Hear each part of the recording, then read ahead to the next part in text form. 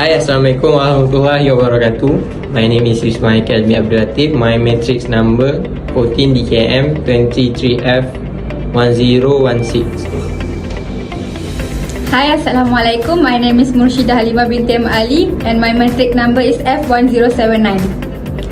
Hi, Assalamualaikum. My name is Farah Nazira. My registration number is 140KM23F1013.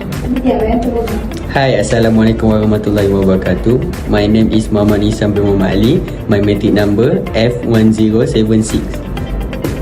So, here is a little introduction of application of differentiation. For a function y equal to fx, a stationary point is a point on the function graph where the gradient of the function is 0. If the gradient of the function changes sign at the stationary point, then it is called a turning point, which can be a local maximum or local minimum. If the gradient of the function does not change sign at the stationary point, then is it a point of horizontal inflection? The derivative of the function y equal to fx gives us the gradients of the any point, so that if we know the derivative dy per dx, then we can locate the stationary points of the function y equal to fx without even drawing a graph.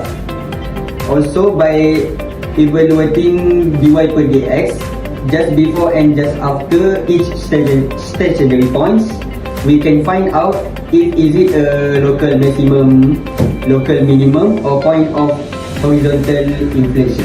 Point on a curve occurs when dy over dx equal to 0.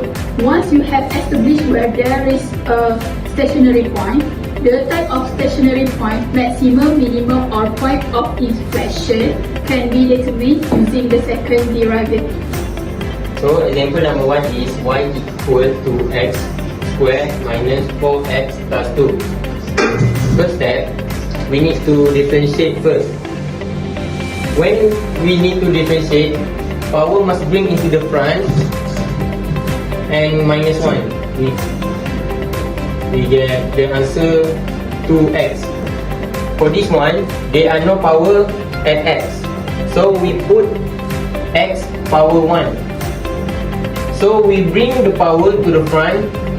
1 multiply negative 4, we got negative 4, and this minus 1, we got 0. When 0, there are no x. Okay. So next step 2, we need to find the value of x. Dy per dx equal to 0. So we got x equal to 2. Okay. So step number 3 is we need to find corresponding y value. Is y equal to x, we need to replace x with number 2. So y equal 2 square minus 4 multiply with 2 and plus 2. We get the answer negative 2. So after we got x and y value, we need to write the coordinate. So the stationary point is at 2, negative 2. Step number 5, we need to find the second differentiate. From this differentiate, we need to find x power 1, bring to the front, and we got 2. So when the answer is more than 0, the point will be minimum.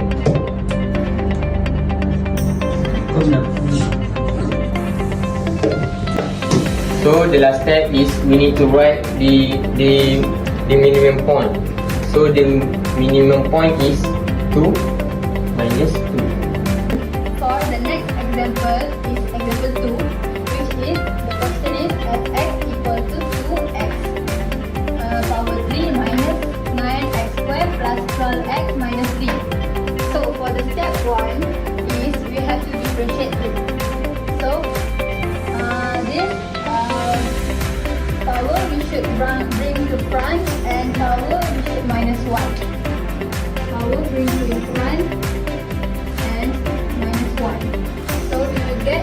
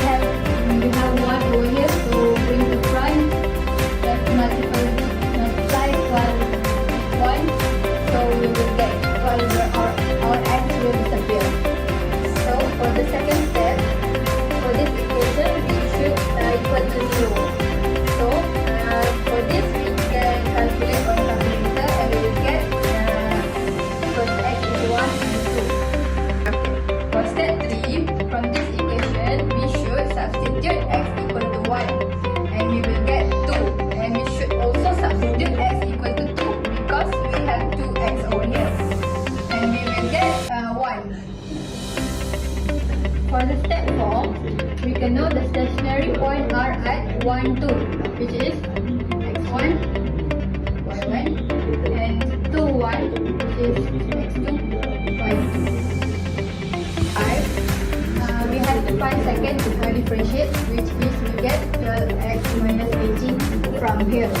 Okay, and after that we have to replace x. When x equal to 1 at this second differentiate, we will get negative 6, which is negative.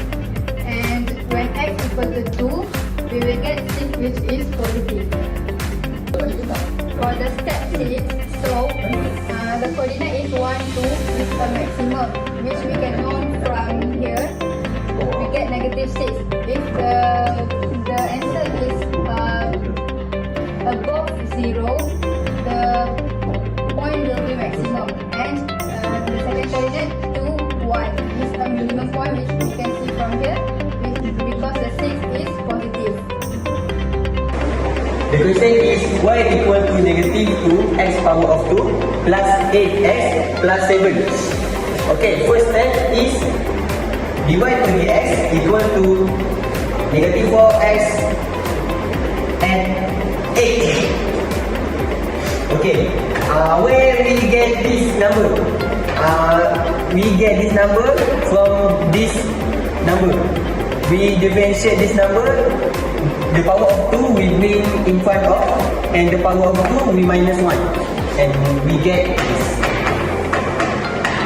And this we differentiate and we get 8, and this 7 we differentiate, we got nothing. The second step is we must find the value of x when dy over dx equal to 0, and we get this equation. And we solve this question and we get 2. Step 3 is we bring these 2 to this equation, and we solve this equation, we get 15. Step 5 is we use the second differentiation that we get from this number. When we differentiate this number, we get negative 4. And when negative 4 less than 0, it must be maximum points.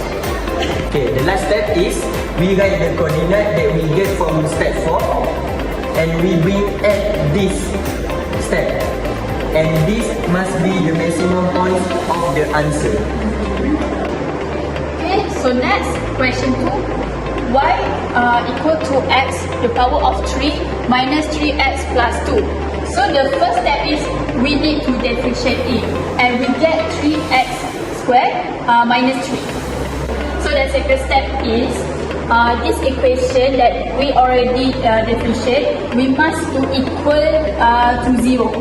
So after equal to 0, this equation we can insert into equation in calculator, and we get x equal 1 and x equal negative 1. The third step is substitute the x equal to 1. So x equal 1, we must insert the 1 into this equation, and we get 0. And then we substitute x equal negative 1, insert a negative 1 in this equation, and we get the 4. Step 4. So the stationary point are at 1 is 1, okay, 0, 0, and negative 1 over here, and 4 over here. Okay. So the step 5 is from this equation, we must differentiate for the second time, and we get a 6x. Alright? Okay, use the derivative second derivative. When x equals to 1, we get 6. And when x equals to 6, we get negative 6. So